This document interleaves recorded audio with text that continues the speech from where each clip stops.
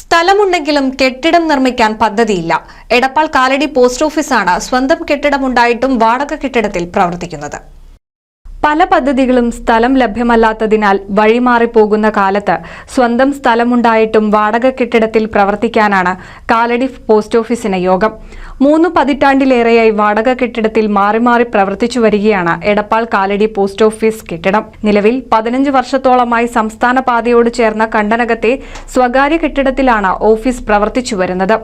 Post ഓഫീസിന് കെട്ടിടം നിർമ്മിക്കാനായി 2.5 പതിറ്റാണ്ട് മുൻപ് തൃശൂർ കുറ്റിപ്പുറം സംസ്ഥാന പാതയിൽ കണ്ടനകത്ത് KSRTCയുടെ കൈവശമുള്ള 12ഓളം സെന്റ് സ്ഥലം വാങ്ങിയിരുന്നു. KSRTC ബോഡി ബിൽഡിംഗിന് മുന്നിലാണ് ഈ സ്ഥലം കാട് പിടിച്ചു കിടക്കുന്നത്.